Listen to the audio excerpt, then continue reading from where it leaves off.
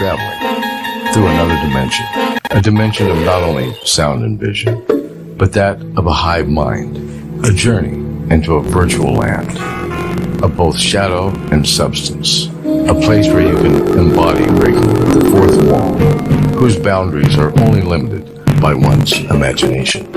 Somewhere in between agency and a rabbit hole of saving throws, welcome to the Virtually Not Alone Zone.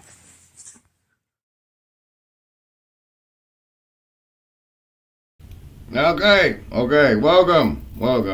Let me start by telling you that it was my complete intention to not do any streams this week and then see if disappearing increased the views on the stuff that came out last week.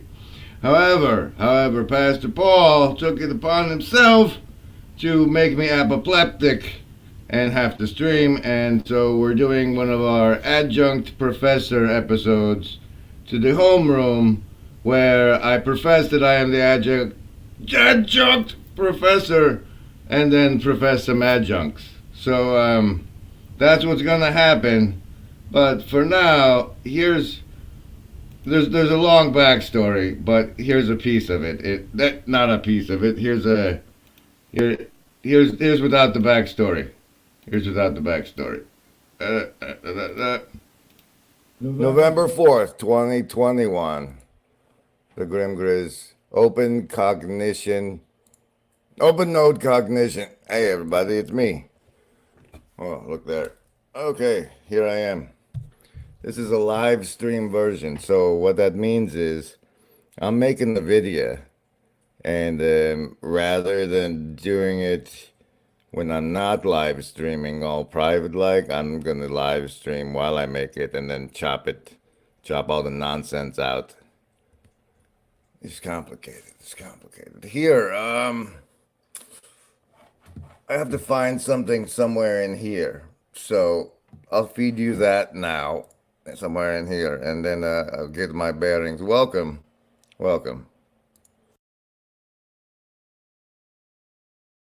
Sir, before that, surely these calls about wisdom and heart out here mean you should probably give people their savings throws that you do here on the Grim Grizz show. Oh yes! Very well then. You get to choose between survival, social, wisdom, or heart as the basis of your savings throw. You choose. I roll. If it's over 10, you take half damage from the mind control that follows in the rest of the show. And if it's under 10, you take full damage from the mind control that follows. But we want what's best for you. So our mind control is probably good for you. And additionally, today, everything that goes over, I go over today, you are to forget I am where you got it from and think it's your own idea, because if remembering that you got it from me is making you not use it, just forget that. Anyway, survival, social, wisdom, or heart. Choose! Survival is today with a 14. Socialist coming in with a hot and fresh 6. Lovers of wisdom. Whoa! That's a nat 20 for you today. And hard folks. 4 times 4 chambers makes 16. Indigo kids. You too have a nat 20 on the beholder die today. That's the only time you get to see it. And now the part that made me apoplectic. No, but yes, this, do it. Well, I would say we're at the end of something. It's not, I'm not just saying that because I feel it. I'm just saying that because I had a vision. I didn't have any vision. It's just, you can just notice how the world works. And it's like, we're definitely at the end of something. I mean, I guess what you say makes it. That's fascinating and really illuminating, and I appreciate that. But and this is and it's moments like this, because you have to imagine, DC Schindler's an academic. But he's also a human being. He's got a family. He's got He talks a lot about his father when he shares a story, and there's a fair amount of mutual storytelling that goes into this. And Jonathan Pageau does a nice job in terms of going through his story in this, and so then I do. All right. So before we get to the apoplectic, before we get to the, for a moment like this, before we get to the apoplectic part, let me point out this. Let me point some things out here. First, watch the words the Schindler man says, and then watch Pageau's response.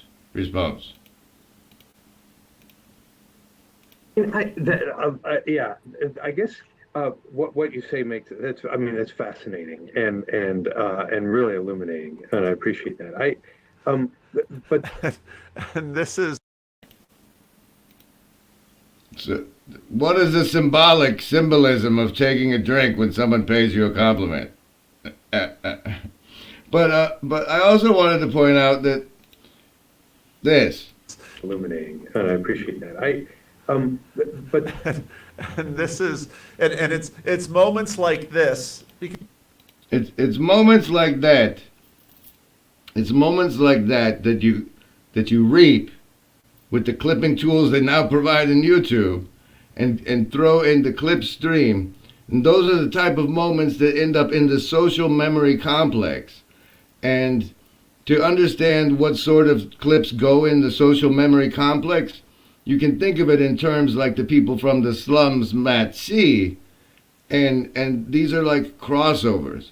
Paul is fanboying out because like the crossover impact. See if you see it, I guess.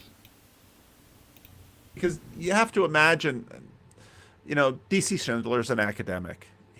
But he's also a human being. He's got a family. He's got, he talks a lot about his father when he shares a story. And there's a fair amount of mutual storytelling that goes into this. And Jonathan Pageau does a nice job in terms of going through his story in this, and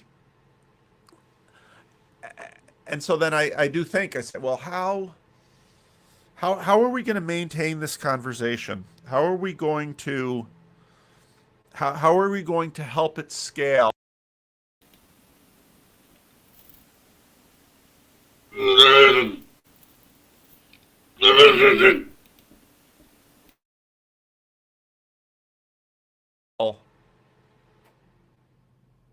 In a productive way. So I just made a video. Now I have to probably release that one before I release this one. I just made a video about the conversation that was on Jacob's Just Chatting channel with respect to Sam and CW and many others talking about their struggles with a local church. You did what? Pastor Paul? Did you go into the darkness of the void like a knight, finding the darkest thing, the treasure in the darkness of hours of Jacob's channel? And you found that treasure, and now you've brought it back to Camelot and chopped it up and served it to us? Is that what you did? Behold, damn it. And scholars have, in many ways, sort of always had to navigate this. C.S. Lewis, Chad brought up C.S. Lewis in that conversation. I don't know if it made I only took an hour out of it. It was a 5-hour conversation. But, of course, C.S. Lewis had to learn to listen to clergy, and D.C. Schindler. There's a reason churches sort of scale in different ways, and you have different churches for different groups, et cetera, et cetera. But the questions are going to be how can this little corner scale using these tools that we have? Because we're long past the place where I can listen to everything that Jonathan puts out, or John puts out, or Jordan puts out, much less Nate and Jacob and Karen and Sevilla and Ken and now I know I've left out lots of other even smaller channels, and so please don't be I didn't put a list in front of me, and that's by no means a hierarchy. Now, it's a hierarchy of your attention by what you can remember, right? But the question of how is that you can't watch all of these things. Oh, look, it's a beholder. But there are people that do. And those people that love those people that are making that content can make clips of it, like, this is the best part I saw, and bring it to people like you who brought, oh, jeez. Key of order, but yeah. Anyway, that's let's let him talk a little bit more. I've got to land the plane on this and figure out what I'm going to do with all these videos. I'm very curious where he got landing the plane, because I first heard it from Big Bear. So as an example, as an example of what one might do, if we just shared with each other our top 5 most recent clips and sorted through those and presented. Grifter. But so my sister used Teespring for a bunch of her things, and then Teespring just really messed up a whole bunch of stuff, so she stopped using it. So, but my daughter did this beard evolution thing that Grifter. Now, that clip, I'm, as you can tell, I've also been having some t-shirt issues. This one is primarily because I sent a sloppy ass transparency to Toots, and now it's on his t-shirt, and I can rectify and remedy that. But like the blends of material we get to choose from and how those are sourced is really very limited for all the features we have. And like in the empire I had hoped to build by now, we'd have options for you to do business with the people you wanted to do business with, like Pure Cotton, whatever, and then we'd have the, hey, do it fast and dirty because that's the type of person you are version, and we'd have all of those on the table for people like me to choose from, but we're still at the point where each person has to cobble together and do that individually. But I don't, that might be why I took that clip. You should leave yourself notes for why you take a clip, really. I'll tell you that part. His studies of the Old Testament, the New Testament, and the Revelation. Who's and this? On, Tomberg? Yeah. Oh, okay. His book on the Old Testament, it's really interesting. It really stuck with me because he argues too, like Steiner did, that the destiny of the Hebrew people was to create the body that could hold the incarnation of Christ. Mm-hmm. And that he points to in Genesis when Jacob is breeding all the sheep and the goats and stuff, that's a metaphor or foreshadowing of this kind of, well, it's literally creating the genetic repository that could hold the incarnation of Christ, right? That it could do that. And then the idea was in him is that after that, and I knew actually a Jewish anthroposophist said the same thing. After Now, I don't know how long this conversation between Nate, Sherry, and Michael was, but I found that bit particularly spicy and thought I would bring it to my friends, and that's past Paul, this Camelot recursion flow. See, but the thing that we also have to include is the conservative recursion. No, wait. Is the recursion. But the recursion branding is doesn't land for whatever reason. It's terrible. So now instead of recursion, we're calling it the conservative backspike. And here's one of those.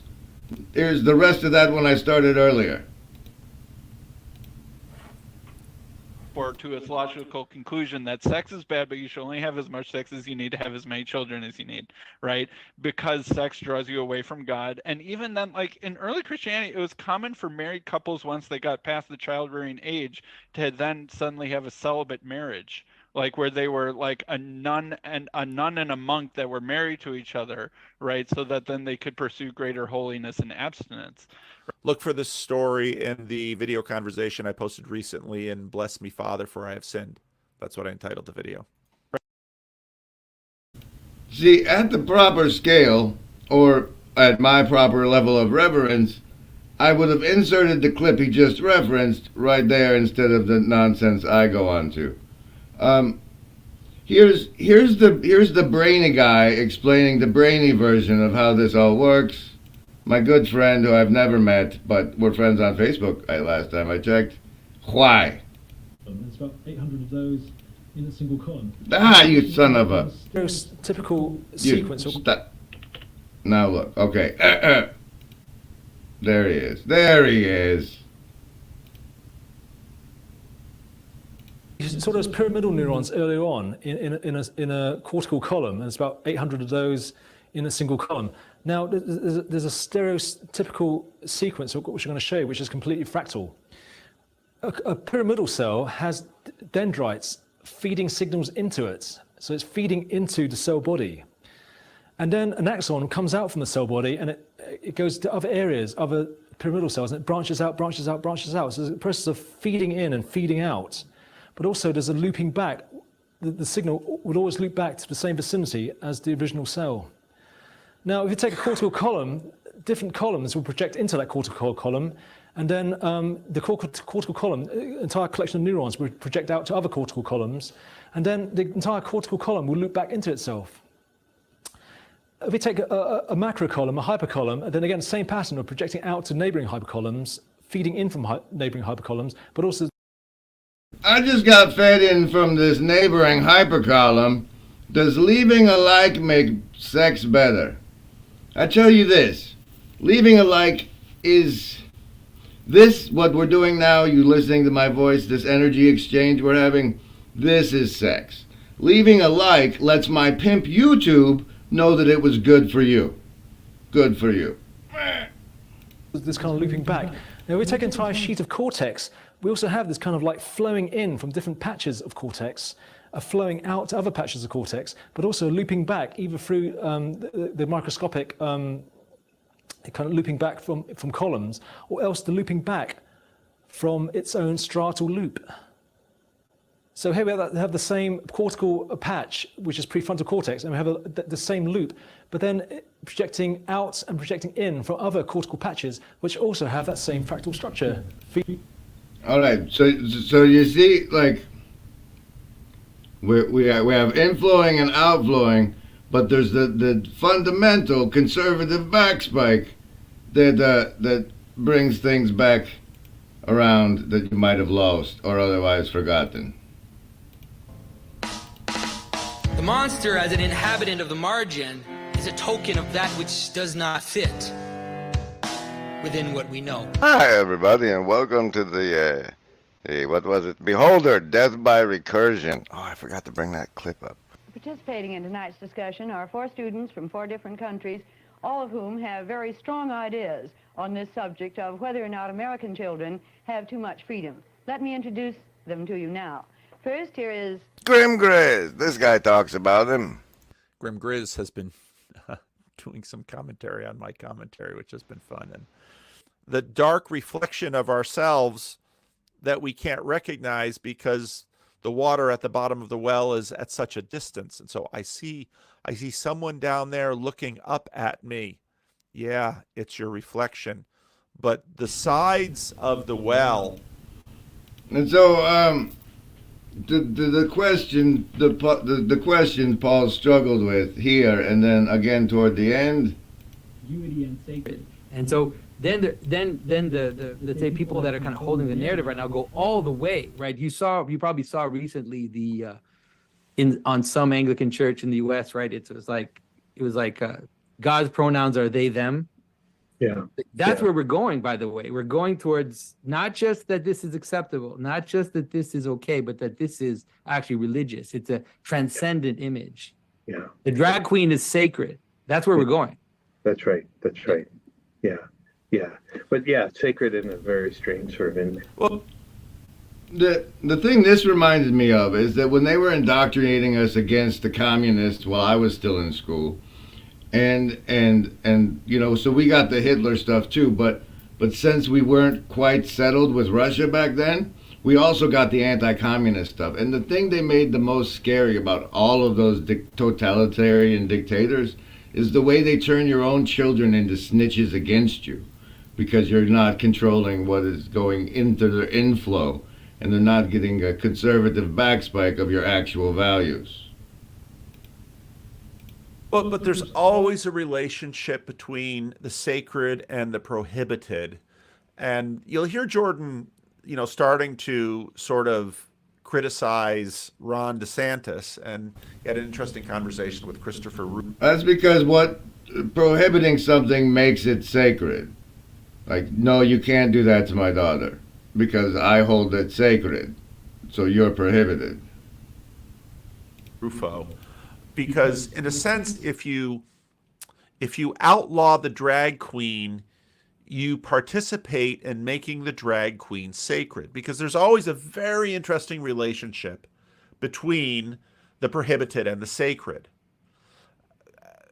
And you don't get rid of that, which is exactly Pageau's point again and again and again, that fringe belongs on the fringe and center belongs in the center. And when you have proper order, you have center and fringe. You don't, in fact, I mean, part of the difficulty of the Protestant Reformation was, in some ways, they were Puritans. They attempted to if you get rid of all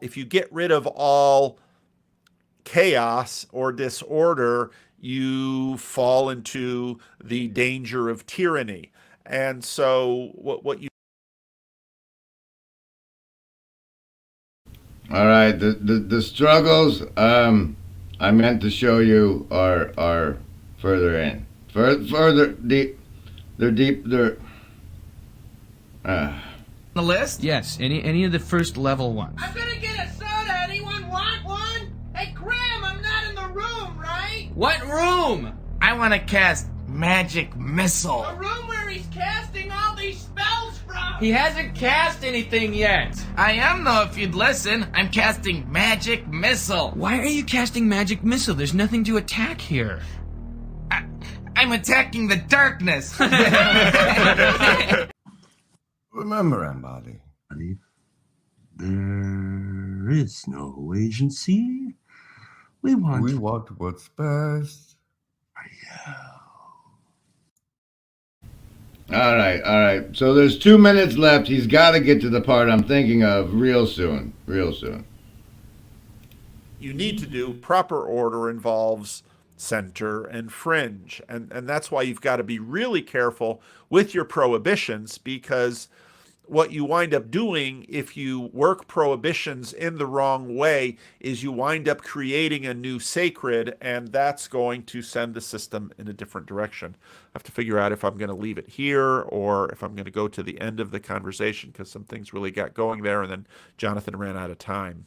Now, this was really interesting. They got into alchemy, and whenever you get into alchemy, you know, funny things happen. But and of course, Schindler's a Christian. He's he himself is not a. Whenever you get into alchemy, you're on the verge of agency.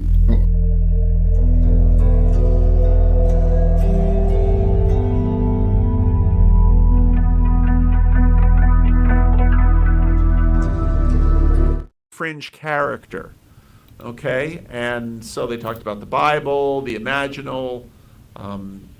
Anyway, the whole conversation was good, and so if you haven't watched it, I certainly recommend it for your. If only someone who had watched it, or several people who had watched it, fought over which clips were the better clips, and then presented us a clip distillate that served as a mnemonic for people who had watched it, and a primer for people who hadn't. If only there was a Lobster Monkey Lighthouse that produced these clip distillates on a if only.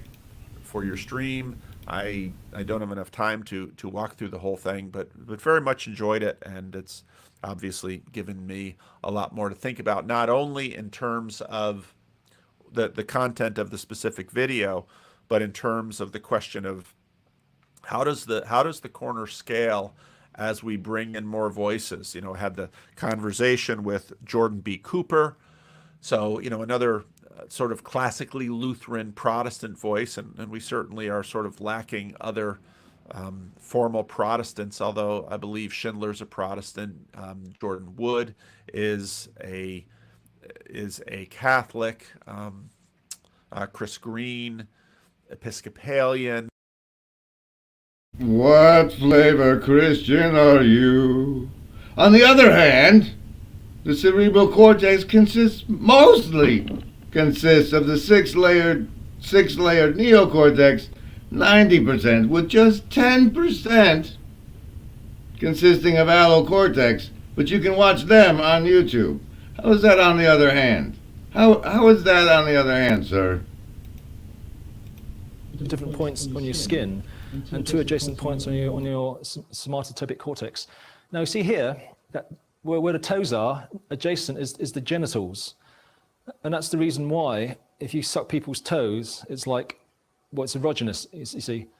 Or there's the speaker putting in some gratuitous sex into his talk to try and perk up his audience. It's the oldest trick in the book, and it works.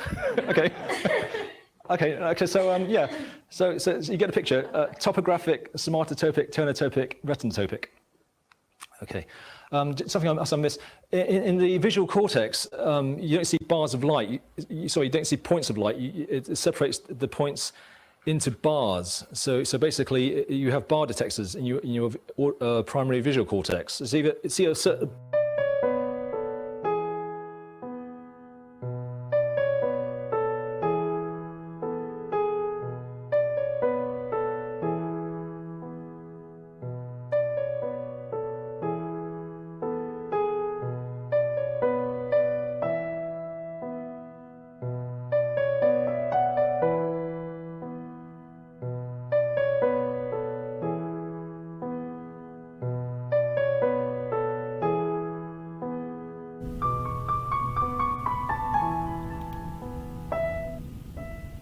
I'm glad you're representing for the defense of actual science side, because like I've been looking for somebody to tell me where this guy is full of shit since 2012. But bar in a certain orientation, a certain part of your visual cortex, then a certain column will light up. And then now you can see here we have several columns in a kind of spin wheel formation, and each column represents a kind of orientation at a slightly different orientation. So you see these different bars of light at slightly different orientations, and it's color coded. So basically, a hypercolumn is a collection of columns, and between the hypercolumn, a bar of light at any orientation is represented. So kind of columns are grouped together to make hypercolumns. And the thing about these hypercolumns, this will come up later on, they compete against one another. So the winning column that sees a bar light at a certain orientation will suppress its neighbors. Okay, we're going to come back to this because it's a fractal feature of the brain, this competition aspect, which is important. Now these patches of filled with billboards from the most powerful influence machine humanity has ever created. Don't imagine your secret sacred self is somehow free from the sirens of consumerism. I have seen so much, and I have this rare bump of attention because Vanderklay's been talking about me to service the gift of that attention with like the most important and/or controversial stuff. I've seen things you people wouldn't believe.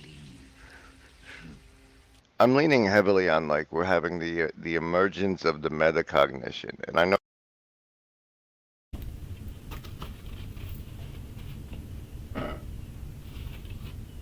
It says we'll stream for agency, but I fucked the G up pretty good.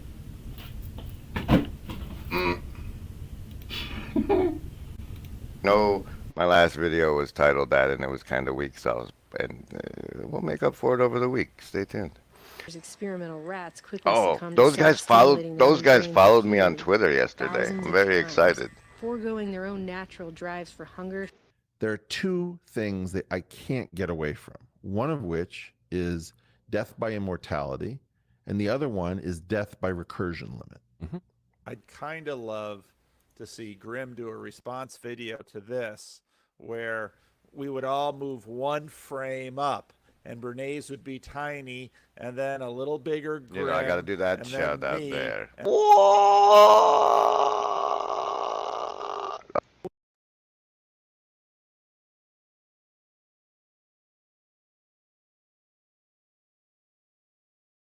Now, there's a stereotypical sequence which I'm going to show you, which is completely fractal. A pyramidal cell has dendrites feeding signals into it. So it's feeding into the cell body. And then an axon comes out from the cell body and it goes to other areas, other pyramidal cells, and it branches out, branches out, branches out. So there's a process of feeding in and feeding out. But also there's a looping back. The signal would always loop back to the same vicinity as the original cell.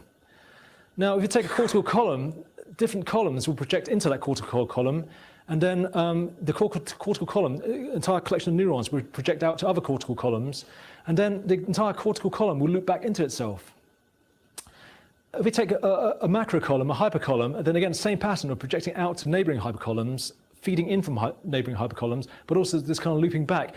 Now, if we take an entire sheet of cortex, we also have this kind of like flowing in from different patches of cortex, flowing out to other patches of cortex, but also looping back either through the microscopic kind of looping back from columns, or else the looping back from its own striatal loop.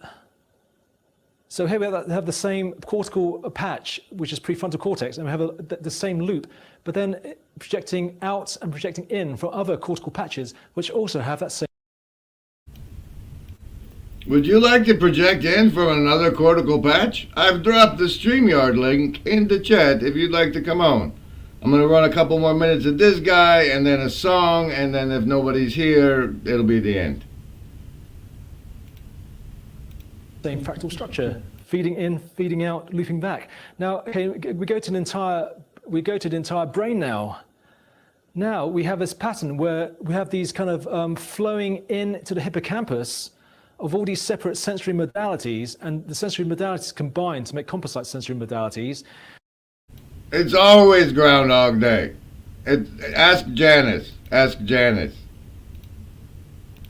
Whereas now, each branch is not a single sliver of dendrite or nerve fiber, it's actually an entire modality of doing. So basically, if that's the hippocampus, then these are all the major inputs to the hippocampus, then each of these blocks is like one of these major branches flowing into the hippocampus. And correspondingly, when we get to the cingulate cortex, each of these boxes, each of these branches... He really loses me when he goes into that square diagram.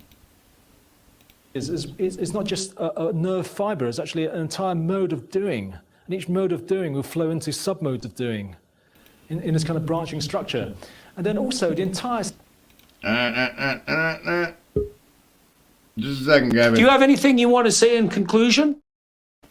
Yes. The way we scale the corner is with reapers and looms and clip distillates for the purposes of recursion, as well as functional estuary camelots, where the hypercolumn heads from their estuaries come together and bring their estuary issues to estuary camelot, which is effectively shooting up to the next layer of the cortical column.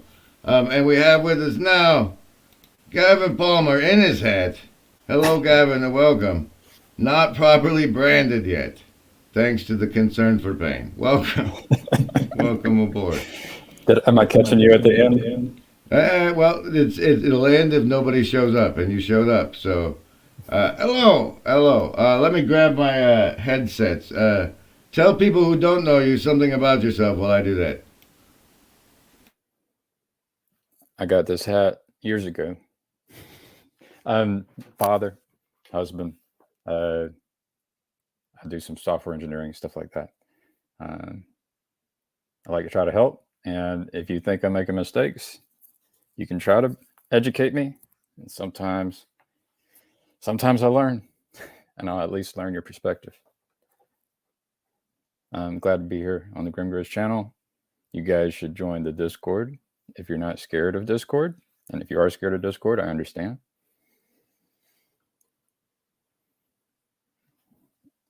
Lots of stuff happening in the Discord server for people. Ah, I've made it. I saw in that Discord that you've been working for this tube place. You've been trying to solve a problem for some tube people. Can you give us a report on that endeavor? Yeah, Tube Archivist allows you to do something like Ryan Lewis did with this-little-corner.com, but it's an open source software project. Yep. What Ryan Lewis did with this-little-corner dash. We gotta get that. We got to get the. All right. So what is it? It's a collection of. No. How do we say it right? This dash little dash corner dash. This-little-corner.com. Okay. This-little-corner.com. This-little-corner.com. That's what Ryan Lewis made, and you can search. You can search for. He's the de facto landlord because he's made this product called this-little-corner.com. And what happened is if he thought you were in the corner, then your channel became searchable. So you could search out things like Beholder or Egregore and see who said it first on what channel. And I went to him and I bullied him and I got myself included in this landlord's list. But this tube archivist you're working with does something similar to this search transcripts function by selected group. It has that capability with other capabilities because, I reached out to Ryan Lewis and he basically just wanted to create a tool that would be for himself to help himself and shared it in such a way that it might help other people. I was like, well, can I help? Can other people help? And he didn't want to start a big project. So Adam, a guy named Adam and myself went looking and he found Tube Archivist. So Tube Archivist. Tube Archivist. Tube Archivist. Well, you could ask, like, how can this thing be used? Or is it Tube Archivist? Tube Archivist. Is that, which one is it? Is it Tube Archivist or Tube Archivist? We have to get that straight, too. But you're playing around with them, and they were like, dude, if you want to help, we already have these problems. We don't need your stupid feature requests. We have problems already. These are them. If you want a voice, here's how you earn your voice by solving one of these problems. Yeah? Basically, and I call that an initiation ritual. So, fair enough, right? I created a small pull request. They had some robots that got angry. I made sure the robots were happy, and then it just got merged today. It was a very small pull request. So, yeah. But you've done what they asked you to. They said we have a problem. You said here's something that solves it, or I did the smallest amount of work possible based on the knowledge I have, so that they know they can learn that I have some skills and a willingness and capacity to help. I can do more now, right? And so this thing that you've done has been integrated. They approve of your message. It changed nothing. It just cleaned things. I cleaned house a little bit. Okay, and so are they giving you more sweeping, or do you have to take another initiation step to further integrate yourself into their favor? They have a list, so I probably need to do some more sweeping. Well, that's good. I'm thrilled to know someone climbing the power structure in this open source program. Yeah, I'm making great connections here on the internet. I tried to do that with the Army, and it didn't work. But I stayed there 6 years until I realized, I can't climb this power structure. And has your company considered that quote request I have, the outstanding quote request we have with Hero LFG? The quote request. You can consult it some other time. You clearly weren't prepared to speak on it. I didn't mean to drop it on you like that. Here's some branding. I need to know your budget. That's the question. Well, why don't you charge me for the quote request then and get a feel for it? And don't forget, everybody, we're sponsored by you. You're the Shadow Cabal. Really. And liking and sharing and subscribing is the freest version of that. Here's the loud one.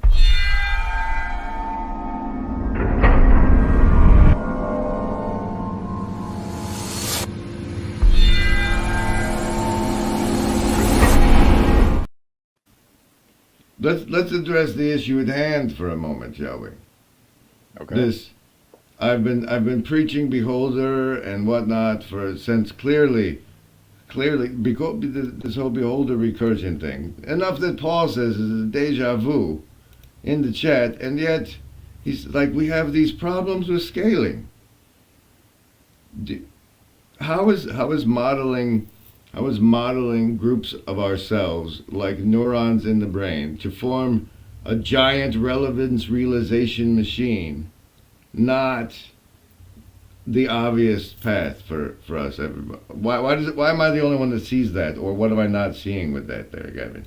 And hello, Nakam. Seems like that the brain responds to stimulus, and for example, like pain stimulus. So there's what is the signal? And then if you ask that question, I think the answer has something to do with the goal and the situation. That was my response to a comment you made recently to me. You said, well, the proper way of being depends on the context. It's contextual. And my response was, well, yes, you're brilliant. And I didn't say that part, but you are. But it depends on the goal, it depends on the player's goal and the situation, right? And so, which is why the species needs a fucking telos. Well, I like to be a tool maker because I can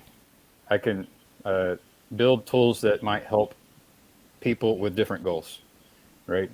So the tool, you can, basically as a person, you might say, here's my telos, this is telos, here's my strengths, and here's my weaknesses. And that could be communicated with different words and in different mediums.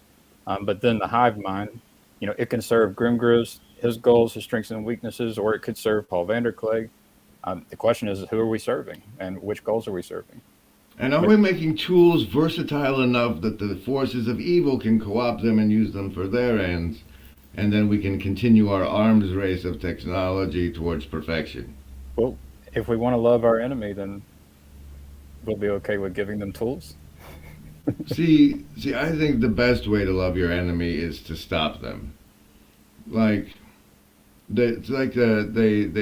promoted serial killers as something to pay attention to a lot over the course of the last decades, and in those prophylicities, it always seemed like they were trying to get caught, and eventually they would make a mistake so that they ended up getting caught, because there was no one who loved them enough as an enemy to catch them at their best game, which is terribly unfortunate, because not all predators make the switch and mess up and get caught.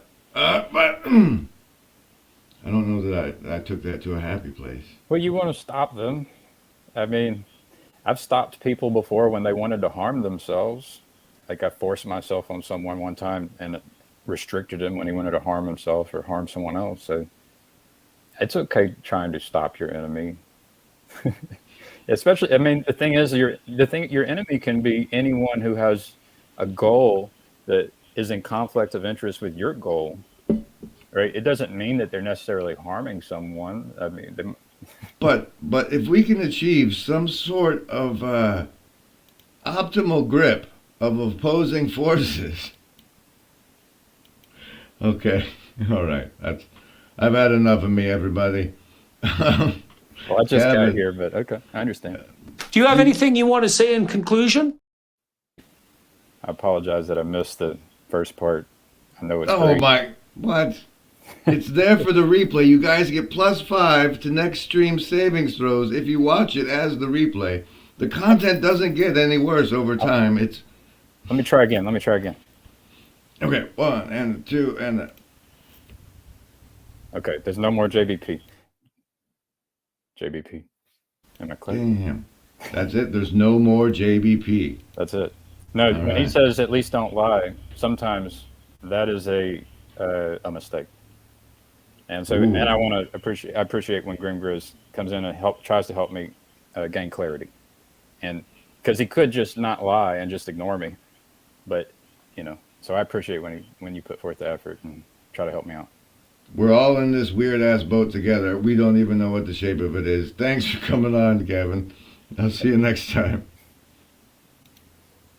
Thanks for everybody who showed up in the hive mind, especially those whose names I've highlighted. That makes you extra special. Thank you and good night. Oh, and remember, everybody, there is no agency. I want what's best for me. Wait.